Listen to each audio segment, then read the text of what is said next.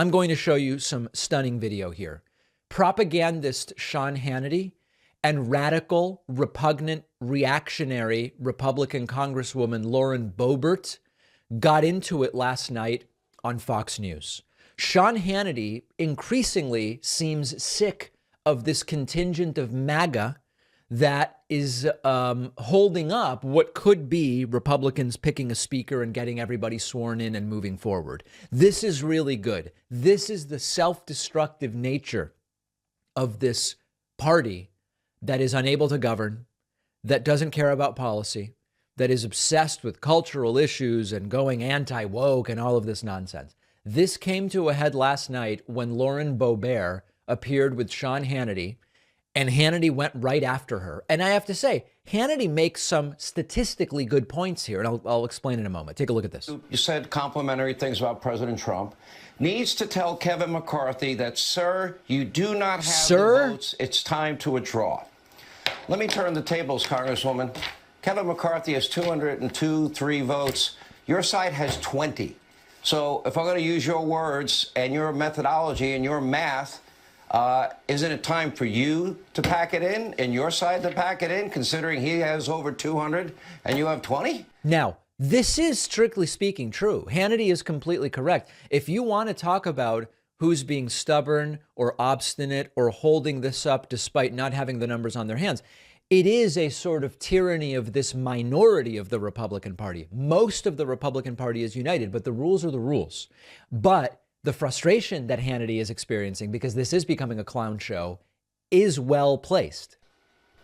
From I understand the frustration, I promise you, but I'm not frustrated. He does you didn't not answer have the my votes, question. and we are hearing from many people who are still voting with Kevin McCarthy, who are very supportive of what we're doing, and they're cheering us on. So there are more for us than are against us, and they are waiting for Kevin to cave. Okay. You know, the American people are certainly frustrated by... I'm frustrated by you not answering a direct question. You said to President Trump, you said earlier today that President Trump needs to tell Kevin McCarthy, you don't have the votes. We need to come up with a consensus candidate to elect a Speaker of the House. You don't have the votes, and it's time to withdraw. He has 203. Your side has 20. Why is it time for him to withdraw and not you when he has so many more votes? Well, Sean, he needs 218, and he does not have 218. We've been trying to work this out in private, as you said, for months. But Kevin McCarthy didn't even want to listen to us until his disappointing midterms. We all want... Yeah. So, Sean Hannity making a perfectly fine point. It is also completely okay for a Republican who doesn't want Kevin McCarthy to be speaker not to vote for him. But they need to understand the consequences. That's for them to figure out. Then Lauren Boebert says, maybe I should nominate Donald Trump tomorrow. And at this point, Hannity just says, what, you're turning this into a game show at this point. Is your final choice for speaker. And if you can't get more than, let's say, 30 votes, will you follow your own advice that you were asking Donald Trump and withdraw? There are certainly names that are being floated around, and hey, maybe I should nominate President Donald J. Trump tomorrow. But Sean, I did watch your show last night, and I want to set the record straight on this motion. We're going to pick Jim Jordan one day, Donald's the other day, Trump the next day? This motion to vacate. Because Hannity is actually correct in assessing the cartoonish and childish nature of some elements of this, and this kept going. When we get this right, I will not, Sean. I will not withdraw. Our asks were not petty of Kevin McCarthy. They were not self-serving. We simply were asking for commitments on what the American people want to see. They want to see a vote on term limits, a vote on the Texas border plan to secure the southern border. And for crying out loud, Sean, we asked for a vote on a budget that actually balances.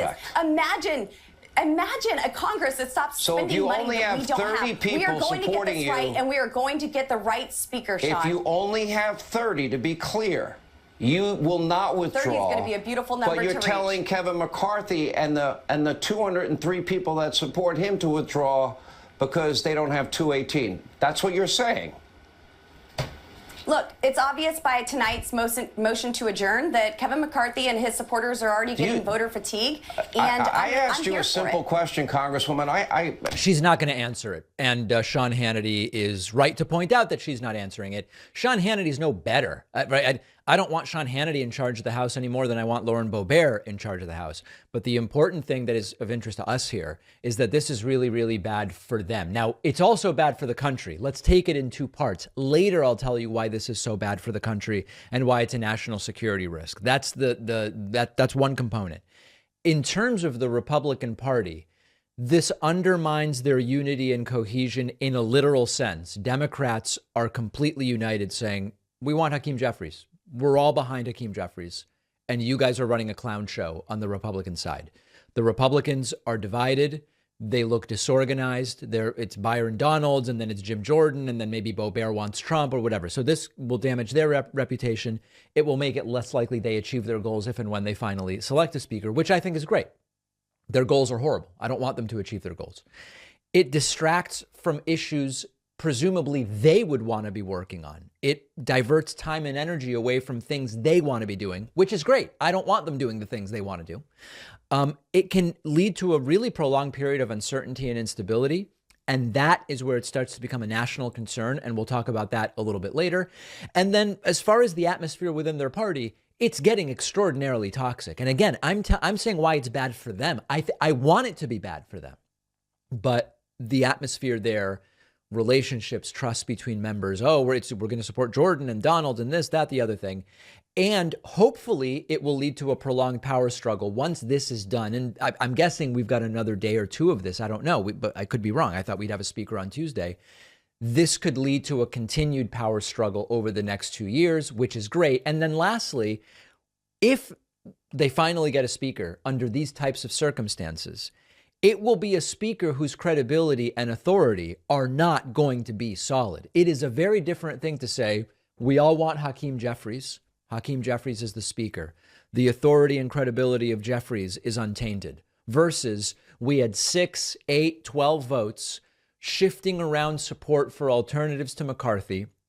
We eventually acquiesce if that's what happens. That hurts the credibility and authority of the speaker, which again is bad for them. So I hope all of these things happen. Hannity seems to recognize that this is the way the ball is increasingly rolling. I'm sure many of you will have questions about this issue and others during our upcoming viewer town hall. It is Wednesday, January 11th at 6 p.m. Eastern on our Discord at davidpakman.com/Discord. It will be streaming live. Everyone is invited to participate. Members on our website will get priority access to me on the Wednesday town hall. You can, of course, sign up at joinpakman.com. One of our sponsors today is Zippix Nicotine Toothpicks. Zippix brings you a convenient alternative to smoking and vaping and the vape clouds, the ashtrays, the thing in your lip that people can see. I've seen that around. This is an easier and less messy way to curb the cravings, and you can use Zippix just about anywhere. Zippix is available in 6 flavors with 2 or 3 milligram strength. The nicotine and the flavor are long-lasting, and Zippix has helped countless people kick the bad habits, and they are bad habits. Zippix toothpicks are FDA registered. Their customer service is second to none. It is one of the most cost-effective alternatives. Also, check out their B12 and caffeine toothpicks. See for yourself why so many people have switched to Zippix toothpicks. You can only get Zippix online. Go to zippixtoothpicks.com and get 10% off with the code PAKMAN. The link is down below.